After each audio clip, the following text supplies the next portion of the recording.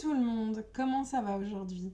Je vais très bien et c'est avec le même plaisir, toujours intact, que je vous retrouve aujourd'hui pour faire les choses un peu à l'envers, revenir aux sources et vous parler d'une bonne routine d'échauffement. Effectivement, pour bien chanter, il faut avant tout bien s'échauffer. Sinon, on fatigue et on prend même le risque de se blesser, ce qui n'est absolument pas souhaitable. Il ne faut pas oublier que votre voix est un outil, qu'elle est un instrument, que cet instrument, il doit être réveillé, accordé et totalement prêt à l'emploi. Il ne faut surtout pas le brusquer. Alors, l'idéal quand on s'échauffe, c'est d'abord de réveiller son corps tout entier.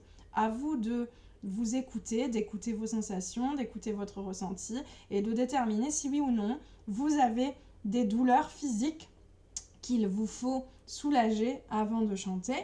Vous pouvez, j'espère que vous me verrez, vous pouvez bouger l'une après l'autre vos épaules pour les détendre, faire de petits cercles dans un sens ou dans l'autre, en tâchant d'avoir les deux pieds bien ancrés dans le sol, d'être droit et de vous imaginer comme une marionnette tirée par un fil placé au-dessus de votre tête, bien droit. On bouge les épaules une par une, dans un sens, dans l'autre. On fait oui avec la tête, tout doucement, sans forcer, pour mobiliser les cervicales. Non. On peut imaginer que notre nez est un stylo et venir dessiner de petits cercles dans un sens ou dans l'autre. Voilà. Vous pouvez ensuite vous lever et venir vous dérouler comme un serpent. Vous vous baissez, vous touchez vos mains avec vos pieds et vous vous relevez tout doucement en déroulant vertèbre après vertèbre. Je ne vais pas le faire puisque moi-même en situation de handicap, je me ferai très mal. Vous pouvez vous étirer comme ceci. Hop. Voilà. Bâiller en levant le voile du palais. Voilà, on est détendu. On est parfaitement détendu pour chanter. On a réveillé son corps. Après ça, il faut bien entendu être capable de bien respirer, de mobiliser son souffle correctement. On peut le faire avec ou sans son. Vous avez appris, rappelez-vous ma vidéo intitulée Bien respirer pour bien chanter. Vous avez appris à gérer votre colonne d'air que vous considérez comme un ballon qui se gonfle et qui se dégonfle. Je vais le refaire avec vous.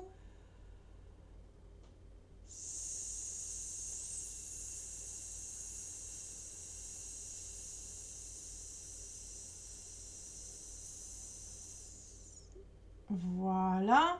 Vous gonflez et dégonflez le ballon autant de fois que vous en avez besoin, tranquillement. Vous pouvez le faire avec du son en prenant une note que vous cherchez à tenir. Voilà.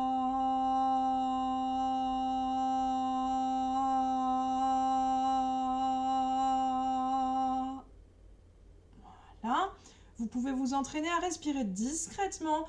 Surtout si vous êtes dans une chorale, vous quittez discrètement le groupe lorsque vous n'avez plus d'air pour revenir ensuite. Les respirations ne doivent pas être entendues du public normalement.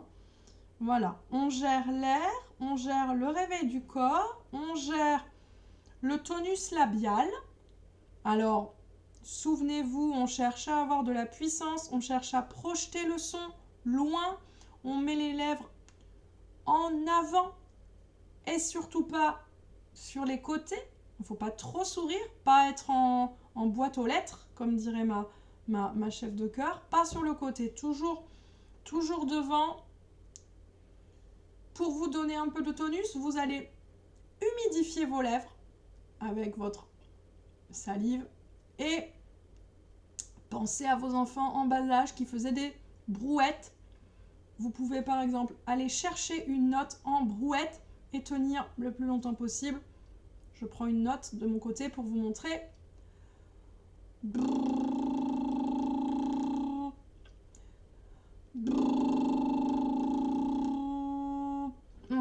Je ne suis pas très active ce matin, j'ai beaucoup trop chanté hier, à croire. Vous voyez, là ça veut pas, donc il faut bien l'humidifier et persister, persévérer tant que ça ne veut pas tenir pendant de longues secondes. Hein.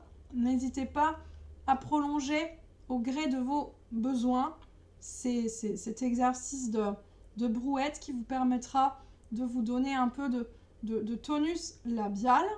Voilà. On va venir ensuite réveiller le diaphragme, ce muscle-là qui va vous donner de la puissance au niveau des abdos et qui va vous aider lui aussi à envoyer le son et à vous faire entendre. Je vous renvoie à ma vidéo consacrée à la puissance vocale. Je peux encore une fois faire ça en version sonore ou insonorisée. Si vous ne mettez pas de son, vous êtes un petit grillon ou une petite cigale. Regardez.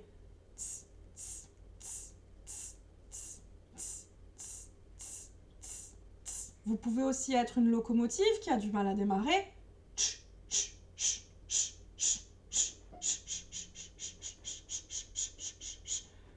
Voilà, et si vous mettez du son, je vous conseille d'imiter le coucou, qui est un oiseau qui crie assez fort, et d'envoyer vos coucous à un destinataire imaginaire. Coucou, coucou, coucou, coucou, coucou. Encore une fois, vous pouvez placer votre main sur votre bas-ventre pour sentir votre diaphragme bouger et donc se réveiller. Voilà. Vous allez pouvoir également vous préparer à chanter des notes plus ou moins graves, plus ou moins aiguës et monter ce que l'on appelle votre gamme chromatique. L'idéal, c'est de le faire en utilisant un clavier de piano ou de synthétiseur. Moi, je vais le faire vocalement, demi-ton par demi-ton. N'oubliez pas sur votre piano d'utiliser les touches blanches aussi bien que les touches noires, hein, de monter petit à petit. Encore une fois, dans les graves, on garde les pieds ancrés dans le sol. On ne tire surtout pas sur la gorge. Je vous montrerai dans un autre tuto comment favoriser vos aigus autrement, comment ouvrir votre cage thoracique, mais surtout, ne forcez pas sur votre corde, vos cordes qui sont au nombre de 2, plus ou moins longues et plus ou moins épaisses. Ne forcez pas dessus pour ne pas les abîmer. Alors, je monte un début de gamme chromatique avec vous pour vous donner un aperçu. Ah ah, ah ah, ah ah, ah ah, ah ah, ah ah, ah ah,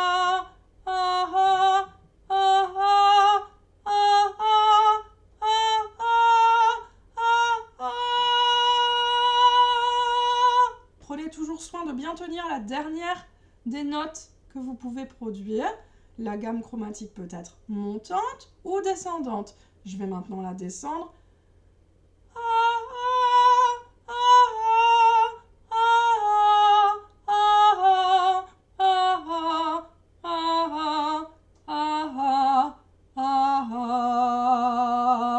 Même chose, on prend soin de tenir la dernière note en tâchant de ne pas écraser le son, de ne pas s'asseoir dessus, comme dirait ma professeure de chant que je salue si elle m'entend. Voilà, prenez toujours soin de bien poser vos notes, de ne pas trembler lorsque vous les chantez. Elles doivent toutes être audibles et posées.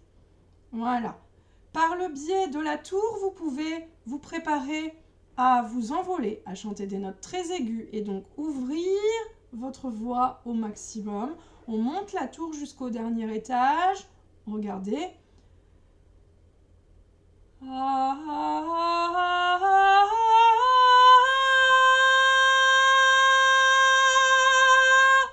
Cette tour, ne la redescendez surtout pas. Hein. Le bénéfice de l'exercice serait perdu. Ça n'aurait plus aucun intérêt.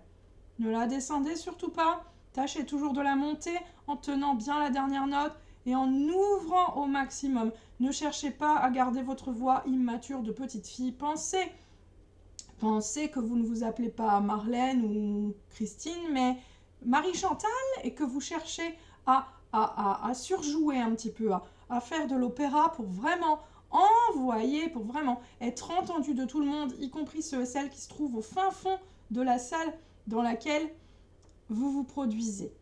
Voilà, je vous ai donné un aperçu d'une routine d'échauffement qui est complète. Un échauffement, ça peut prendre de longues minutes.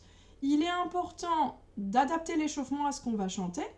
C'est vous qui savez si vous chantez des choses plus ou moins rythmées, fatigantes, graves, aiguës, etc.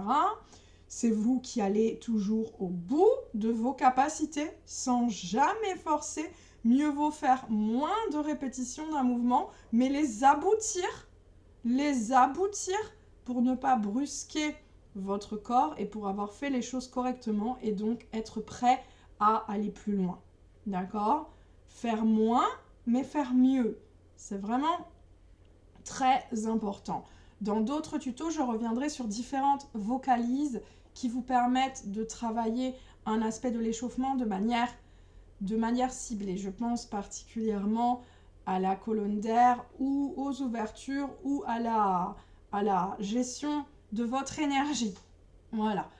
En attendant, j'espère que cette routine d'échauffement vous aura aidé, que l'aperçu sera relativement clair. En cas de doute, n'hésitez pas à consulter un professionnel.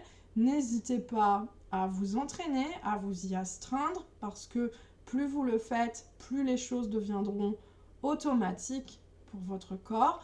Votre corps les enregistrera, votre cerveau les enregistrera dans votre mémoire procédurale. Cette procédure va s'automatiser et donc vous paraître de plus en plus naturelle. Bon, attention, hein, le chant est un loisir, tout doit rester plaisir. Hein.